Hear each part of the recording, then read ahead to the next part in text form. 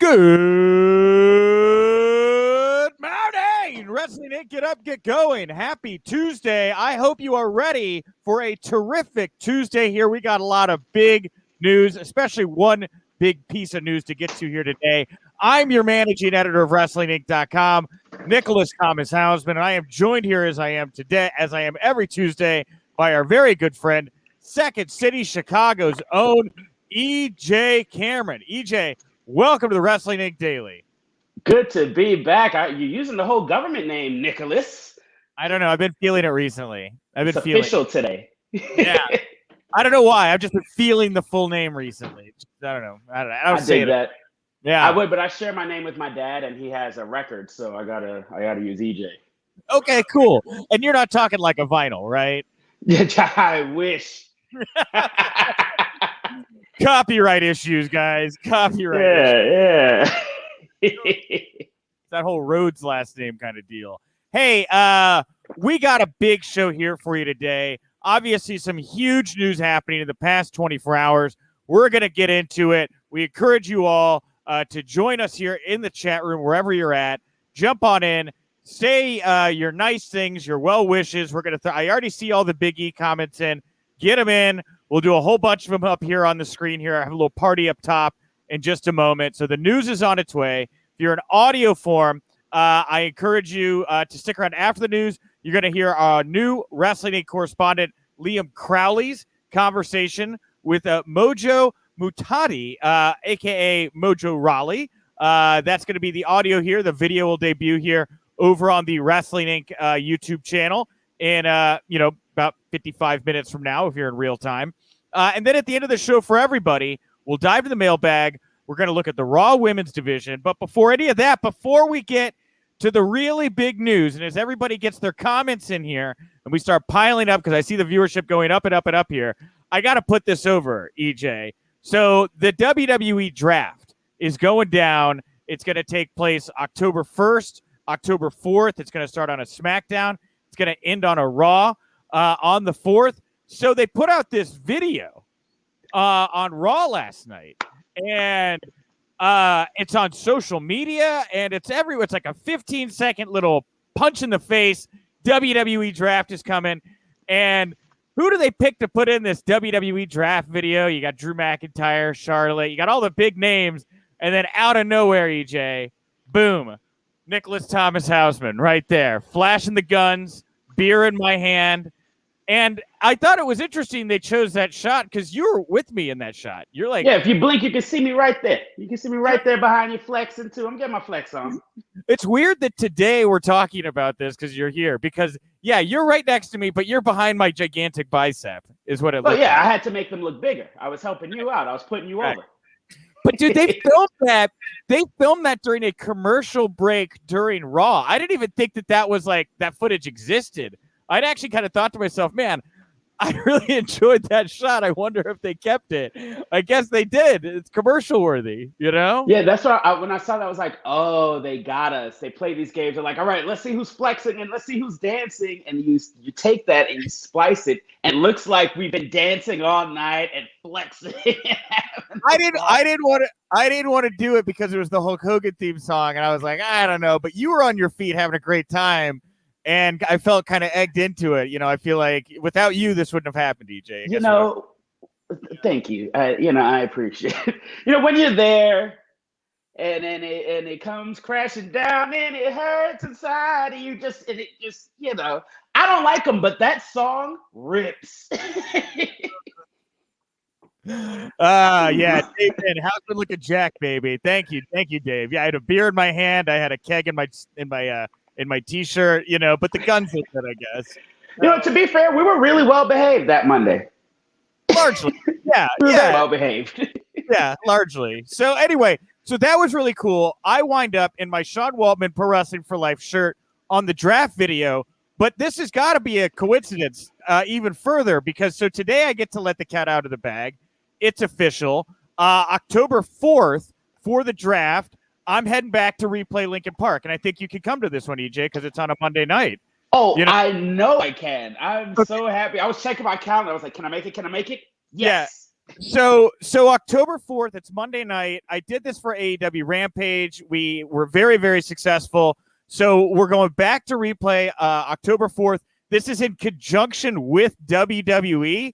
So WWE, I'm told, is going to go even bigger on the swag side than AEW did. And AEW sent me like backpacks and hats and shirts and stuff. So if you're in the Chicago area, October 4th, it's a Monday night, head to Replay Lincoln Park. I'm going to be hosting starting like an hour before Raw, and then we'll stick around a little after Raw. And I'm just going to be drinking and giving away WWE merchandise all night long, playing theme songs, and we're gonna have a party, Monday night party. Make sure to call off Tuesday. We're gonna get raucous on Monday. I'm ready. I'll call you so I can call off on Tuesday. Is that how it works? Yeah. So, all right. Hey, all that stuff out of the way. But how crazy is that, right? That I'm in the draft commercial. I'm like hosting this draft party. I feel the love right now, and I think it's time to feel the power. Ooh. Because it's not more news you can use. News that will leave a bruise. This is not really bruising. This is more like a gentle, warm hug, right? From a friend. I love bruise. I love bruise. Wow, I don't. Yeah. So anyway.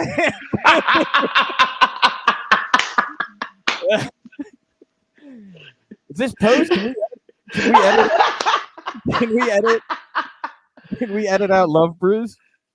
Okay. Not too much. We're live. We can't do that. Okay. Oh, we gotta keep it. My talking bear producer told me we've got to keep it. So anyway, Big E is your new WWE champion. Early yesterday, he tweeted out, "Let's let the cat out of the bag. I intend on cashing in my Money in the Bank contract tonight, cashing it in to become WWE champion." He then did go on to do just that at the end of Raw after Bobby Lashley had defeated Randy Orton in the main event. Big E comes out, big pop, cashes it in. They go to commercial, right? Which is bizarre. We come back. Big E beats Bobby Lashley in a couple minutes. He is the new WWE champion. The official Twitter account has changed it, or WWE Twitter account has changed its name to Big E as WWE champion.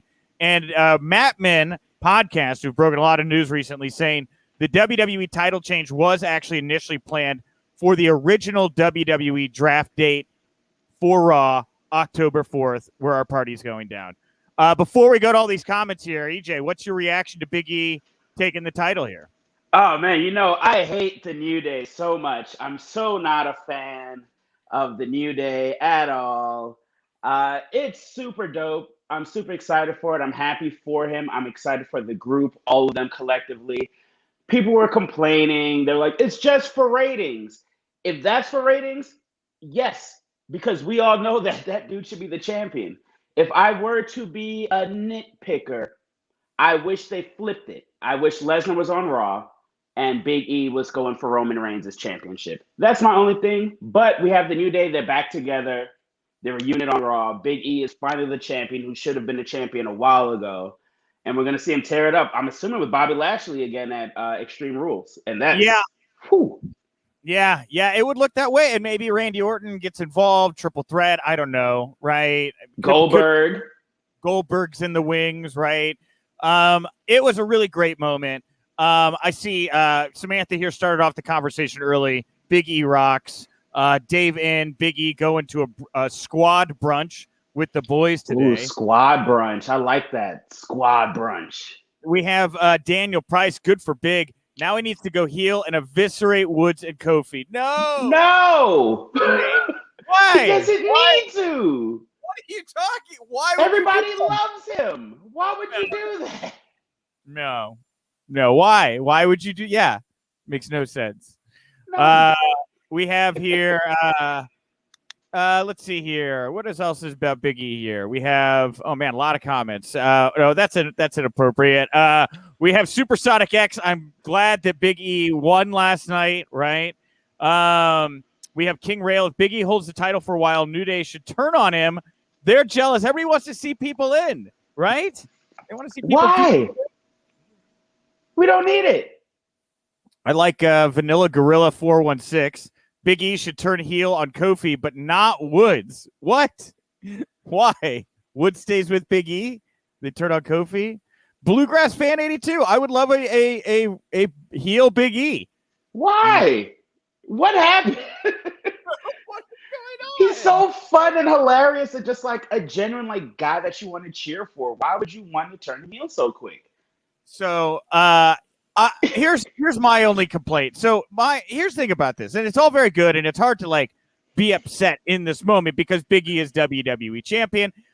I've seen some folks here in the comment section going back and forth about how this felt a little random. It felt a little random to me, like it definitely felt like a reactionary move and not something that had been thought out well in advance. We did get Big E at least calling out his shot on social media earlier in the day. So it wasn't like he was blindly coming out to, kind of cheapishly attack an injured champion, though he did do that. So there was a bit of a build. I would have much preferred, though, the Rob Van Dam all-night stand or one-night stand approach of Big E coming out saying, the draft's coming up, champions are off limit. I want to make sure I'm on Raw October 4th. I want you, Bobby Lashley. Call his shot. Give it more time to build. It is as great as social media is right now and how quickly it is to spread information. You're still in a tight window there of about 9 to 10 hours to get the word out about what is happening. I think a bigger, better build for this moment may have done it a little bit more justice. But again, that's, like you said, kind of being nitpicky about the whole thing. Yeah, I agree. And a lot of people have said that it feels reactionary. It's like, oh, crap, we need to do something big. We need to have something happen. What do we have? We have Big E with the Money in the Bank briefcase, baby. Let's go. Monday. Let's go. We're doing it. Monday. Now, tweet it. Do it. I don't care. But that's the thing is like you can only do that once a year. I mean, knock on wood. Hope to God they don't start doing it multiple times a year. But like you should only be allowed to get away with that once a year for both the men and the women. Man, how long ago was Money in the Bank? 2 months ago? What, 3 months ago? Something like that. Not long ago. No. I mean, we've already blown through the Money in the Banks for the year. They're gone. All right. Oh yeah. Yeah, they're done. Nikki Ash cashed in immediately, and we're sitting here waiting for the moment with Big E, thinking, well, she did a quick cash in. They're maybe treat him differently, build it up or something like that. But no, yeah, it just kind of felt reactionary. Felt like very much like the viewership for Raw last week was low, and they needed to kind of turn that around, create a new kind of centerpiece, I guess, for Monday Night Raw. I mean, there were little things they tried to do last night that I'll give them credit for, like, Karrion Kross was Karrion Kross and not a gladiator man. So seems like maybe they're real little things. Not the side eye.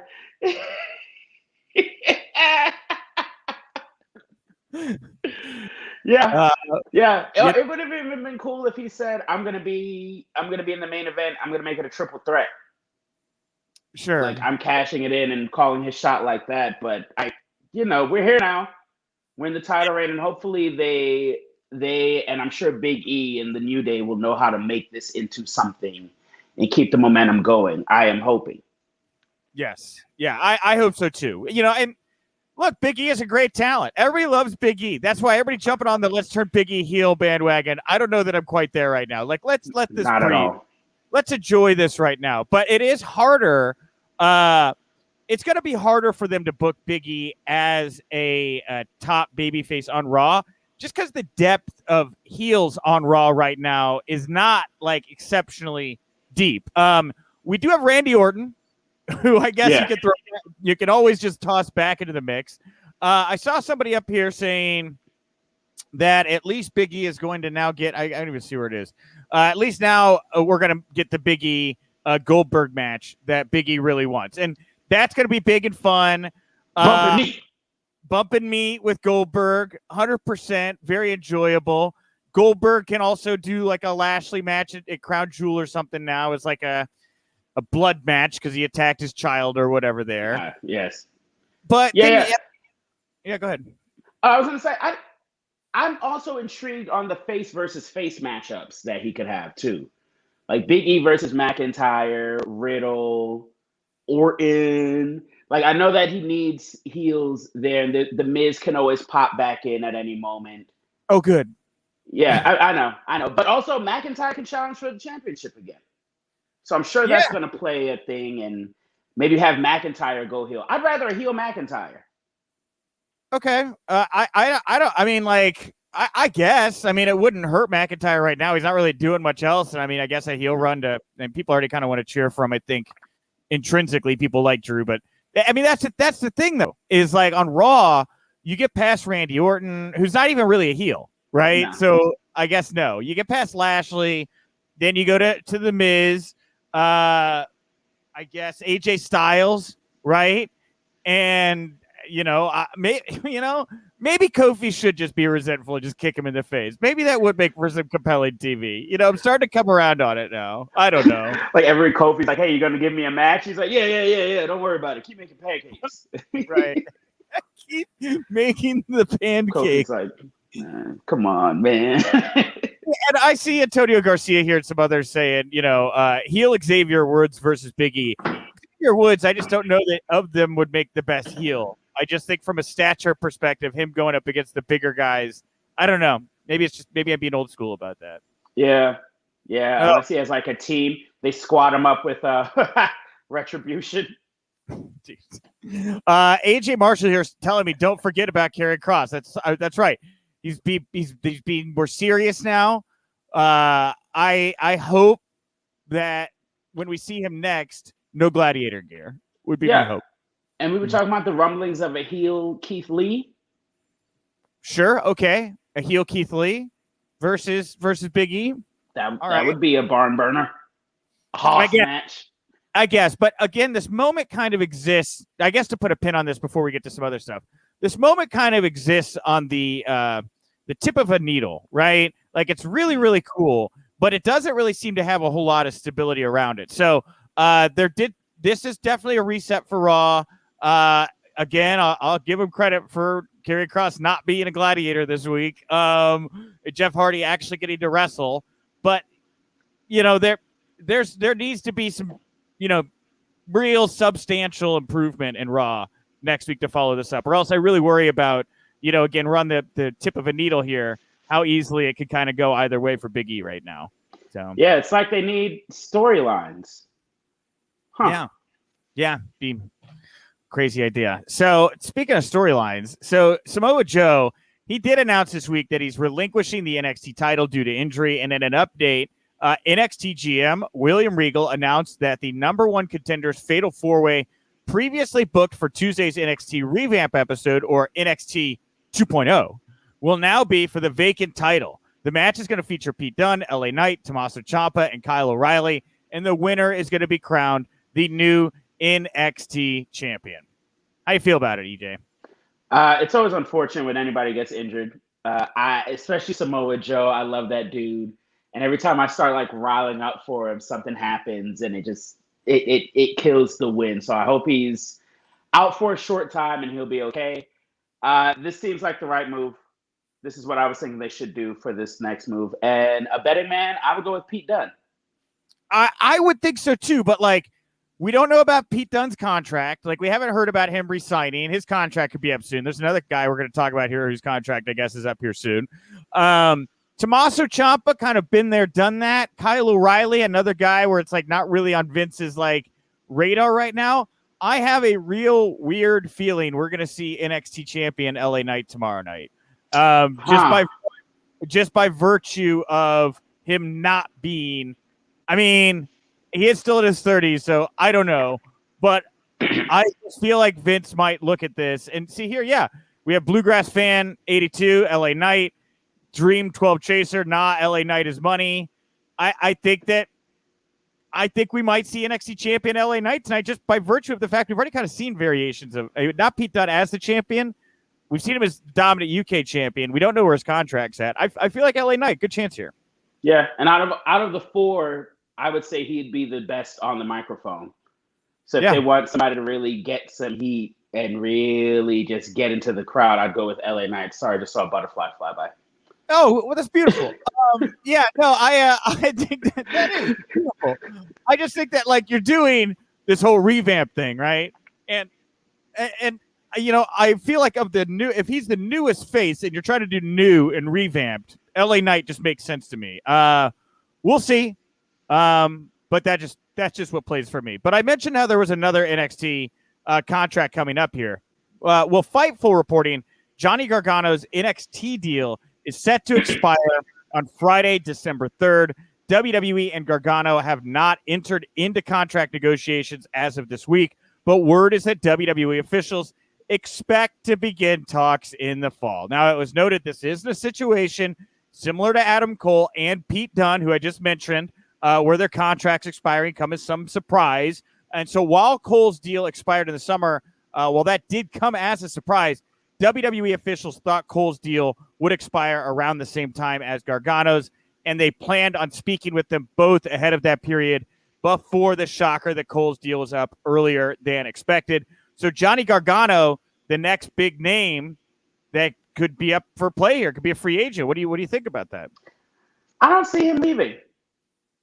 I don't know. Something in my gut feels like he would stay. I think he's had the best sort of run in NXT, like in terms of longevity and character-wise and character development. He seems like he's still having fun. He has a baby on the way. So unless another company's bringing out like big money and giving him a chance to stay home and be close to the family, but I foresee him coming back and staying. I'm going the other way, man. I think Gargano's as good as out the door, man. I think this is like the little cabal of guys in their 30s that ain't so tall, that man has targeted, right? And if I'm Johnny Gargano, I see Dave in here made this joke. Gargano is going to be a good manager on SmackDown. That's the report that about Adam Cole, that Vince wanted to make Adam Cole a manager for Keith Lee, right? I think Johnny Gargano goes to meet Vince McMahon, and Vince's hand like encapsulates his forearm, and I think Vince is like, yeah, this guy looks like a great ref, and like, I don't see, I think like Adam and a lot of other guys, maybe not a Pete Dunne because Pete's a little bit bigger, and he's certainly done a great job of bulking up. I just don't think that a main roster, I think Johnny would get lost in the land of what is becoming giants in Vince McMahon's world. I think he's got a lot of friends over in NXT. I think that Johnny would be great for AEW, and it's just very interesting to see like how many of the big NXT talents at the end of the Wednesday Night War are like, all right, we're leaving. Like I think that there's going to be more, and I definitely believe Johnny Gargano would and probably will go to AEW if I had to guess. Okay, well, time will tell. I don't know. I think I see him staying in NXT rather than going up to SmackDown to be a manager or anything small. But I know he's been like in place there. And what else would he do? But I don't know. Well, AJ Marshall here saying Johnny Gargano top heel on NXT. He's staying, but Johnny Gargano's been in the main event mix on NXT for like a long time, right? Like to the point where I'm like a little burned out on Johnny Gargano in the main event picture with Ciampa and Adam Cole, and like. I was really excited to kind of see what they were going to do with Cross and Lee, and all that got tossed to the side rather quickly. The main event title picture really hasn't had much stability at NXT for a while. So whoever they do next, I don't know. Maybe it is Kyle O'Reilly. I don't know. He's kind of tall. He's young. Fine. Hip with the kids. Very colorful. Yeah.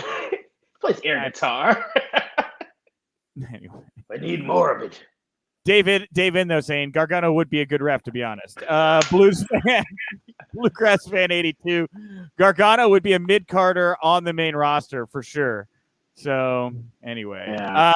I think, I wonder if AEW, when they have all the NXT main event guys, if they just start booking NXT storylines, but again in AEW, like we get the formation and demise of DIY and like the Undisputed Era. What if they just run it back? Right? We're going to do it all again, but better. Better through our lens, right? BTE wasn't involved. Cody needed to do more. Yeah. PC. So lastly here, before we get to Mojo and then dive into the mailbag, we're going to talk about the women over on Raw. PCO. He's going to be leaving Ring of Honor at the end of November. This, according to the Observer. No word on if there's interest in PCO from WWE or AEW. But I was able to just kind of, through my own channels, confirm yesterday that, yeah, November 30th, that's when his contract is up. He has given notice to them. PCO is a professional. He's going to honor it, obviously, through the end and whatever they want him to do. But PCO has also noted in interviews that he had talks with AEW, but still had a year left on his original ROH contract.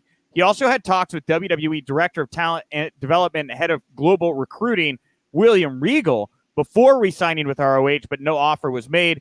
PCO, who turns 54 at the end of December, originally signed with ROH on December 1st, 2018. Since then, he's held the ROH World title once, tag titles once, and six-man titles once. My gut, I think PCO winds up in AEW. I really do. Yeah, dude. Same. I remember, but ahead of All In, not All Out, like All In, before the one that was in conjunction with Ring of Honor, I remember sitting back in the Pro Wrestling Tees like warehouse space after the press conference, and that's where we did our media scrums, which was hilarious. And I was interviewing Matt Jackson, and I remember asking Matt, because at the time PCO was white hot, and I remember asking him if there were any bigger name indie talents that were going to be there, and he had mentioned that he thought PCO should be there. I don't think PCO did. I could be wrong, and I don't think he did appear at All In, but for whatever reason, I remember Matt saying, I'm a big PCO fan. I'd love to see him here. Well, flash forward to when AEW officially forms. By that point, PCO had signed with ROH, was off the table, and he's been in this limbo.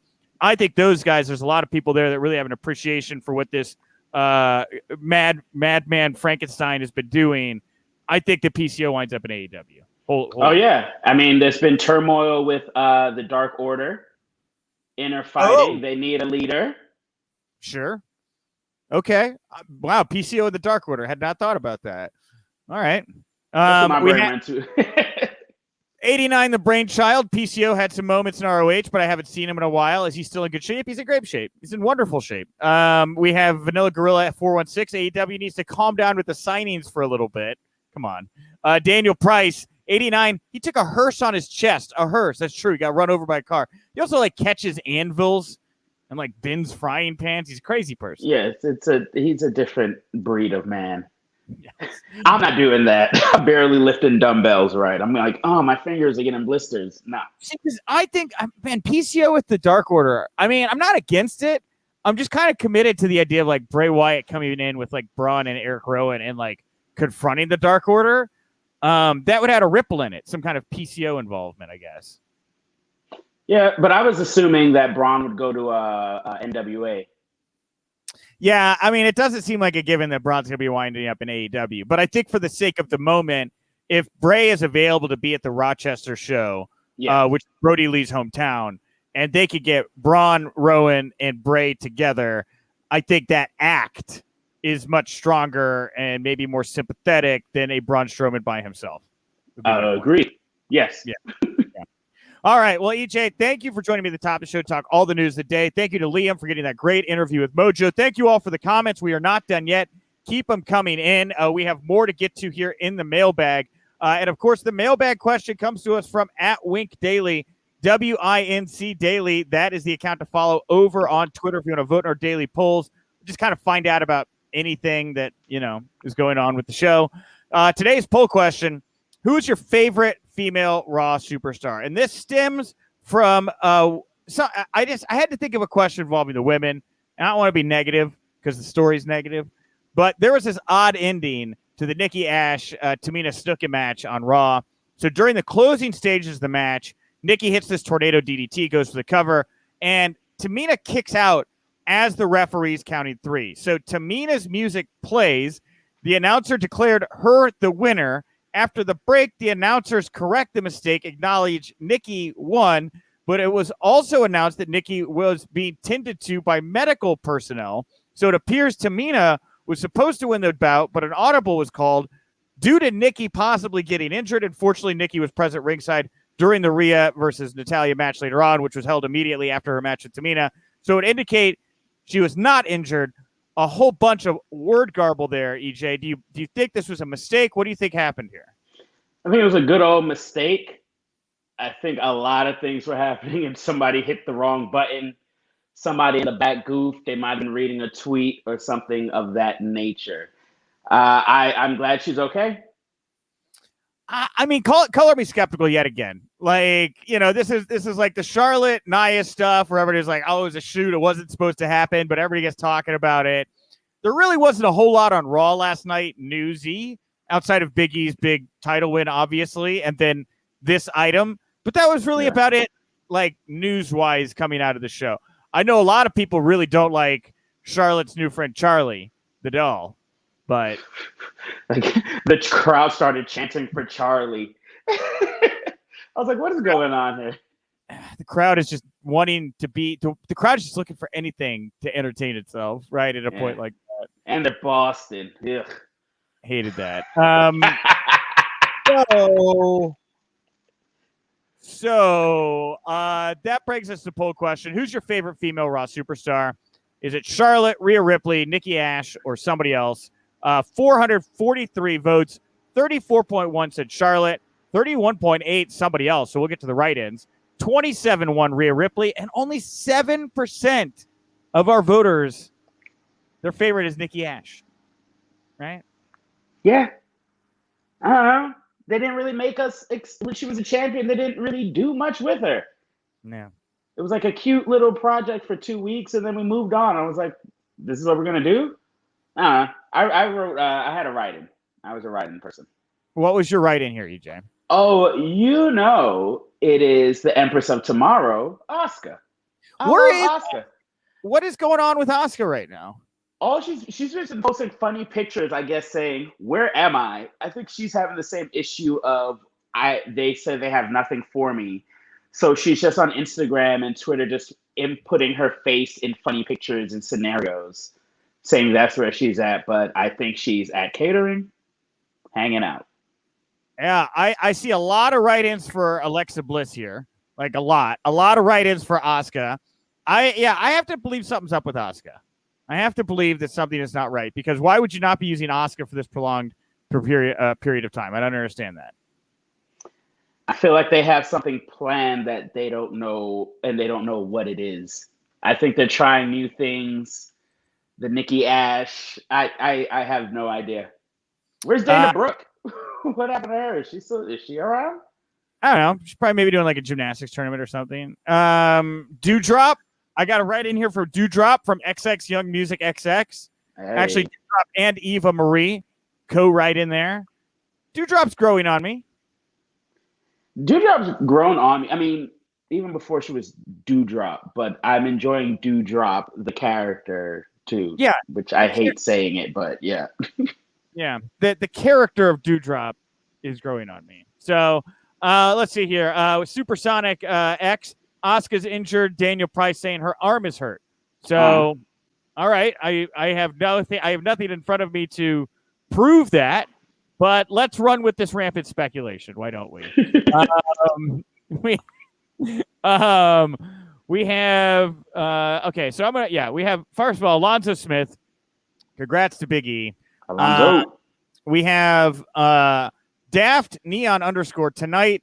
NXT 2.0. So let's wrap up here today, looking ahead to tonight.